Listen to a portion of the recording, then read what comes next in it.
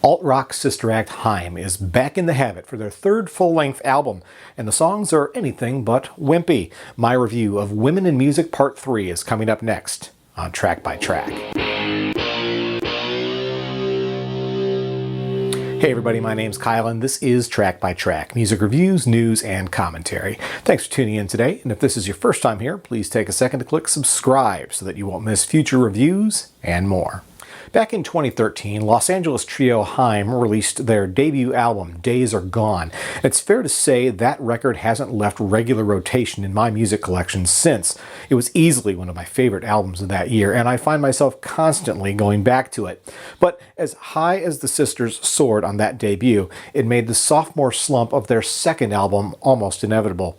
As fresh and exciting as I found Days Are Gone to be, the 2017 follow-up, Something to Tell You, fell far short of that high-set standard. It had a few noteworthy tracks, to be sure, but as a whole, I found the album to be criminally boring. In part, I think that came from the group succumbing to their own hype. Their debut was showered with praise, and as a result, I think the girls started to get a bit cocky. We started to see some of their antics in the media. Nothing patently offensive, really, just obnoxious. When album number 2 turned out to be wildly underwhelming compared to their first release, I wondered if Haim was going to burn out so soon into what I'd originally hoped would be a long and exciting career. Heading into the group's new 2020 album, my expectations were in a very different place than they were in 2017. And for better or worse, so are the Haim sisters. There's been some hardships and some growth for the trio, and it clearly shows on Women in Music Part 3, or WIMPY as the title's acronym cheekily spells out. There's been a longer than typical run-up to this release, with several singles scattered over nearly a year preceding the album drop, which itself was delayed from April to June due to COVID-19. That sort of thing worries me a little because it makes me think the eventual album is likely to be unfocused. But the end result isn't necessarily an unfocused collection of songs, rather it is a collection of songs about being unfocused and trying to find your center. I'd never wish hardships upon anyone, be it the illness or depression that members of the band had to personally cope with, or the tragic loss of someone from their inner circle. But music can be therapeutic, and when those kinds of personal struggles are channeled into songwriting, the results can often be as compelling for the listeners as they are cathartic for the artists. The best example of this is Hallelujah, perhaps Haim's most personal song to date. Here the trio each address their own demons, but find mutual solace in their sisterhood.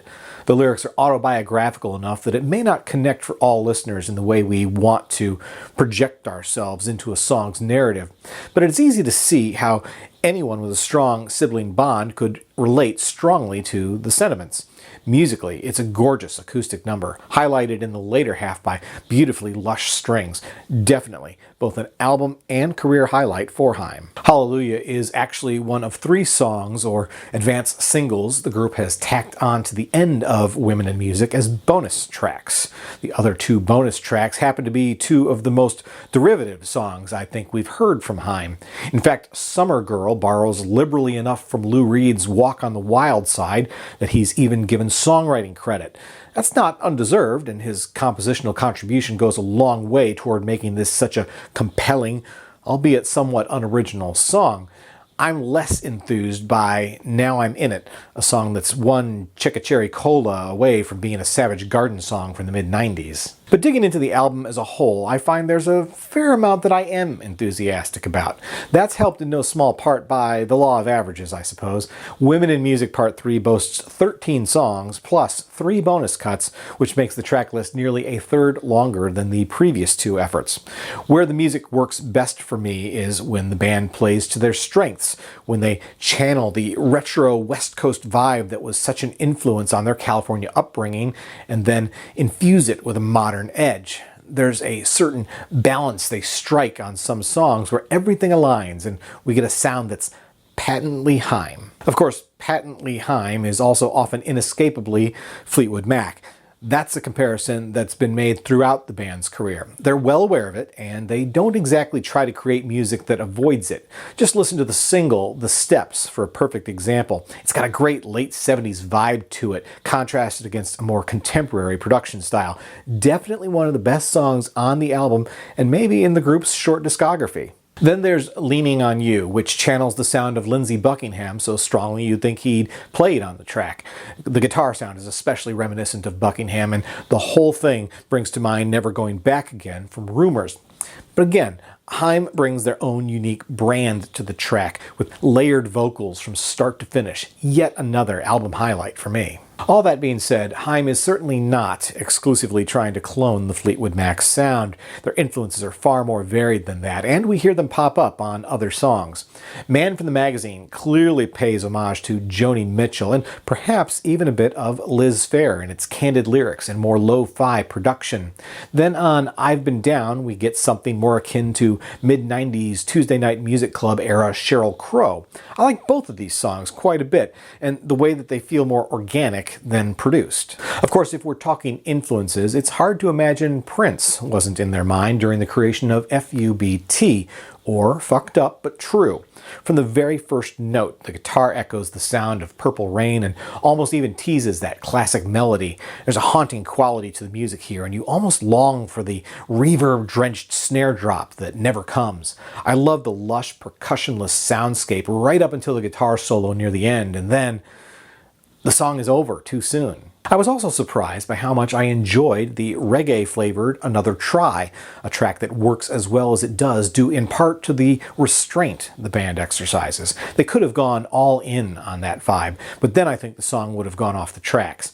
As it is, though, I wasn't a fan of the R&B detour on the bridge. In fact, there's a few places on this album where Haim veers more than a bit too far into R&B for my taste.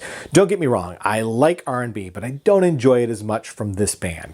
3 AM is a very well executed piece of 90s R&B throwback nostalgia, but it's easily the most out-of-place song on the album. I have no doubt the sisters had a blast creating it, but the song definitely takes me out of the overall album experience. I also find that the songs that don't resonate as strongly for me are the ones where the music seems to take a backseat to the production. It's typical for bands to see their sound get more and more glossy, shall we say, as their discography grows.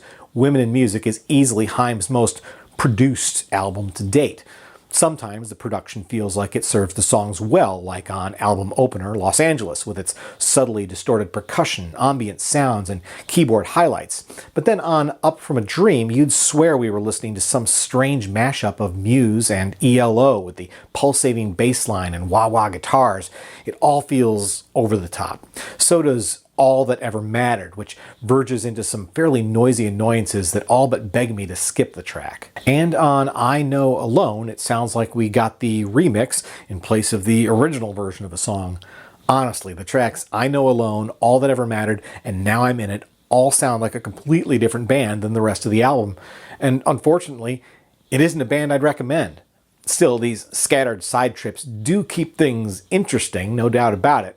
To that end, they may serve the album better than tracks like Gasoline and Don't Wanna, both of which stick closer to the original recipe but ultimately end up being fairly forgettable. So there's no doubt Haim is all over the map on this new album. That's something they've even talked about in the many interviews they've given leading up to this release, how they wanted to not feel boxed in.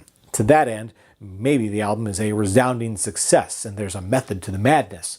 I'd go so far as to say maybe that's what was missing on their previous effort. But while I appreciate the adventurous spirit, I can't help but feel like I don't know who this band is at this point, or who they want to be. I'd never want them to become pop music caricatures like maybe Wilson Phillips, and there's definitely some borderline hold-on moments here. But I'm also not looking for a rebirth of Destiny's Child. The truth is there's plenty of acts out there making R&B music that sounds like that already. But I'll go back to what I said earlier about the patented Haim sound. When you hear that, you know it's Haim. And on their 2020 effort, it's when I know it's Haim that the music is at its best.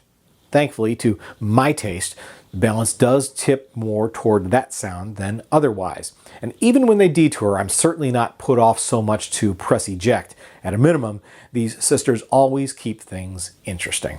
So I'm giving Women in Music Part 3 by Haim an X rating of 6 out of 10. It's a journey of musical catharsis mixed with identity crisis that sometimes may feel like you're on shuffle, but there's never a dull moment. Once again, my name's Kyle, and this has been Track by Track. If you like this video, please be sure to give it a thumbs up, plus check out some of these other videos below that I think you might also enjoy. And of course, be sure to click subscribe, because true music fans always want new releases the day they come out. Thanks for watching, and I'll see you next time.